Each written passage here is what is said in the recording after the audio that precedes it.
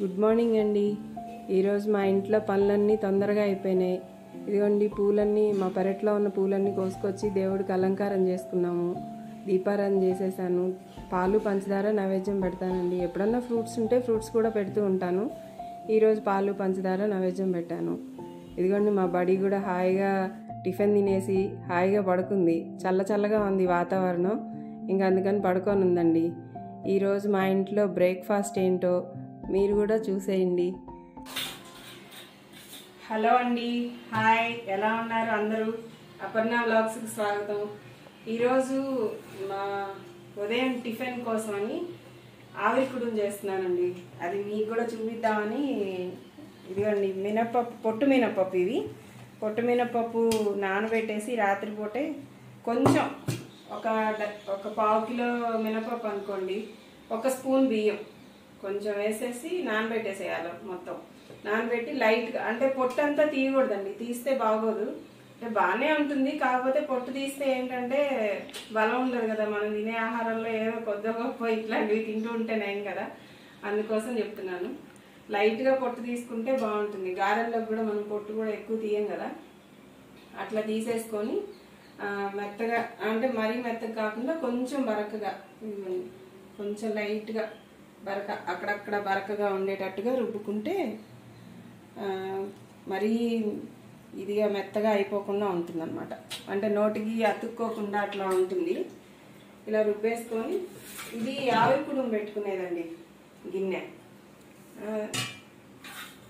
ఇదిగోండి దీని ప్లేట్లు ఇట్లాగా వాటర్ ఇంతవరకు పట్టుకోవాలి.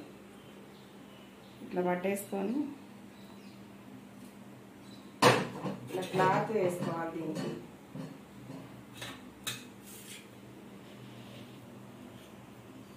ఇలా క్లాత్ వేసేసుకున్నాక ఈ పిండిని బాగా కలిపి ఇట్లా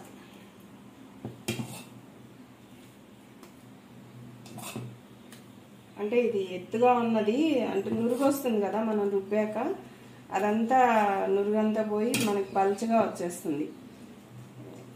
ఇట్లా అనేసుకొని పర్మనెంట్ అవ్వాల్సిన అవసరం లేదు, ఏం లేదు. దీనికి అప్పటికప్పుడు రుబ్బి వేసుకోవాల్సిందే. ఆవిరికుడు అంటే మనకు ముందు రోజు రుబ్బుకొని తర్వాత వేసుకోవడం కుదరదు. ఒకవేళ ఏదైనా పిండి మిగిలి అలా ఉంటే ఫ్రిడ్జ్లో పెట్టేసుకోవాలి, పొలవకూడదు ఆవిరికుడు ఇంకెప్పుడు. ఇది చాలా మంచిదండి. షుగర్ వాళ్ళకి, పిల్లలకి, కడుపుతో ఉన్న వాళ్ళకి, చిన్నపిల్లలకి చాలా మంచిది. బలం, బాగా మినపప్పు బలం కదా, అది షుగర్ వాళ్ళకైతే చాలా మంచిది. ఇంకే అండి, ఇలాగ పెట్టి కొంచెం సిమ్లో పెట్టుకుంటే, అదే మీడియంలో పెట్టుకొని ఉడికించుకుంటే బాగా ఉడుకుతుంది. మనం హైలో పెట్టే కొద్దీ నీళ్ళన్నీ ఆవిరైపోతాయి, అది ఉడకదు. అందుకని మీడియంలో పెట్టుకొని స్లోగా ఉడికించుకోవాలి. దీనిలోకి చట్నీ ఎలా ప్రిపేర్ చేసుకోవాలో నేను చూపిస్తాను మళ్ళీ.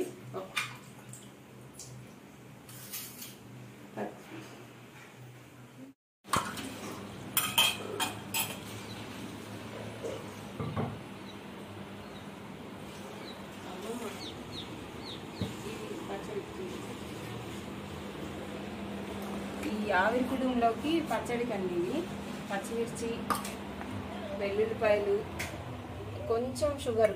అంటే మనం ఎక్కువ కారం తినగలిగే వాళ్ళకి ఓకే, కారం ఎక్కువ తినలేము మేము అంత కారంగా, అందుకని లైట్గా షుగరు, కొంచెం ఒక 1/2 స్పూన్ అనుకోండి, ఉప్పు, కొద్దిగా చింతపండు. ఇంతే అండి ఈ పచ్చడికి కావాల్సింది. ఇది రోట్లో వేసుకొని దంచుకోవాలి. ఆవిరికుడు తింటే చాలా పాతింట్లో ఉన్నప్పుడు ఎక్కువ రోట్లోనే అన్నీ చేసేవాళ్ళం. ఇంకొక రోల్ ఉంది పెద్దది, దాంట్లోనే ఎక్కువ అమ్మమ్మ అయితే అన్నీ అందులోనే నూరేది. ఇవాళ మాది చిన్న జారు పాడైపోయింది మిక్సీ, అందుకని మళ్ళీ రోట్లోకి వచ్చా. ఈ రోట్లో దంచుతుంటే మళ్ళీ పాతవన్నీ గుర్తుకొస్తూ ఉన్నాయి. కాకపోతే ఈ టేస్టే, కాకపోతే కొంచెం పని ఎక్కువ అంతే తప్ప, రోట్లో పని అంటే కొంచెం దీంట్లో, అదే మిక్సీలో అయితే 1 నిమిషం అలా కళ్ళు మూస్తారం, కానీ మిక్సీలో మెత్తగా అయిపోతుంది. దీంట్లో అయితే కొంతసేపు దంచాలి కదా. ఉప్పు, ఇది ఎక్కువగా వేసుకోకూడదు, ఊరికే ఉప్పు ఎక్కువ అయిపోతుంది. ఇంకా చూసి చూసుకొని వేసుకోండి జాగ్రత్తగా. పచ్చిమిరపకాయల్లో వేసే ఉప్పు తొందరగా ఎక్కువ అవుతుంది అంటారు. ఇంకేం లేవు కదా ఇందులో. బాగా దంచుకోవాలి, మెత్తగా అయ్యేలాగా దంచాలి. వెల్లుల్లిపాయలు కూడా వేసేస్తాను. వెల్లుల్లిపాయలు, షుగర్, ఇంకే కొంచెం చింతపండు, మరి కారం ఉండకుండా ఉండటం కోసం. అంతే, దీన్ని బాగా నూరుకోవాలి మెత్తగా అయ్యేలాగా. అంటే మరీ మెత్తగా అక్కర్లేదు, కొంచెం తొక్కలున్నా పర్వాలేదు, కానీ మరీ ఎక్కువగా ఉంది కదా. ఇంతే అండి, ఇలా మెత్తగా ఇలా నూరుతూ ఉంటే మెత్తగా వచ్చేస్తుంది.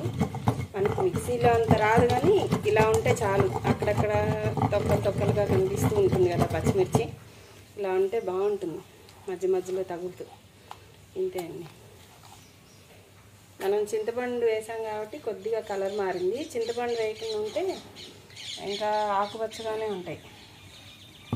కానీ ఇది వేసేసిన తర్వాత రోలు మాత్రం వెంబడే కడిగేసుకోవాలండి.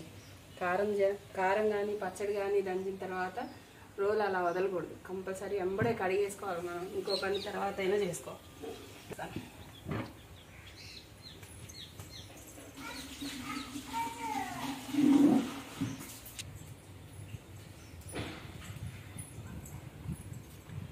అంటే ఇలా కడిగి పెట్టేసుకుంటే అంటే సెపిస్తుందట మామూలుగా అంటారు.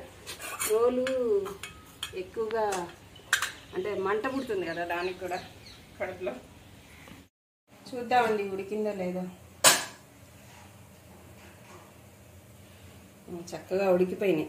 ఇదిగోండి, మనకి డౌట్ తీరాలి అంటే ఉడికిందా లేదా చూసుకోవాలంటే ఇట్లాగా ఫోర్క్తో ఇలా గుచ్చితే ఏం అంటుకోకపోతే ఉడికినట్లు లెక్క అనమాట. అంతే, స్టవ్ ఆఫ్ చేసుకొని ఒక్క నిమిషం ఉంచితే ఇంకా బాగుంటుంది. ఒక్క నిమిషం ఈ లోపల ప్లేట్లో పెట్టుకొని నెయ్యి కరగబెట్టాను.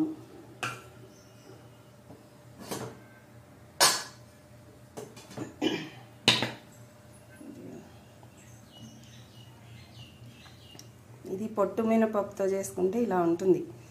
అదే మామూలుగా గుడ్లతో కూడా చేసుకోవచ్చు, దానికన్నా పొట్టు మినపప్పు మంచి బలం. ఇలా వేసిన తర్వాత దీనికి ఇలా హోల్స్ పెట్టాలి.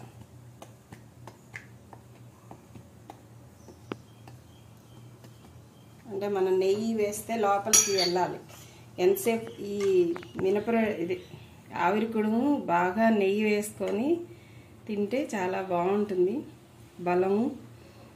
ఇందులో ఏదేంటి మినపప్పు బలమే, నెయ్యి మంచిదే ఒంటికి. అందుకనే ఎవరు తిన్నా కూడా మంచి గట్టిగా ఉంటారు శరీరం. అంతే అండి, బాగా నెయ్యి మాత్రం వేసుకోవాలి దీనికి.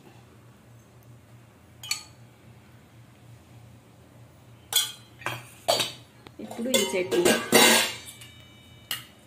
దీనికి ఇంకా పోపు వేయడం అవేమి ఉండవు. ఇంతే, అన్నీ పచ్చివే. ఒకసారి అలా నూరేసుకొని ఈ చట్నీ వేసేసుకొని తింటాం. ఇది అన్నంలో కూడా వేడివేడి అన్నంలో నెయ్యి వేసుకొని తిన్నామనుకోండి చాలా బాగుంటుంది. ఇందులో కూడా కొద్దిగా నెయ్యి వేసుకోవాలి.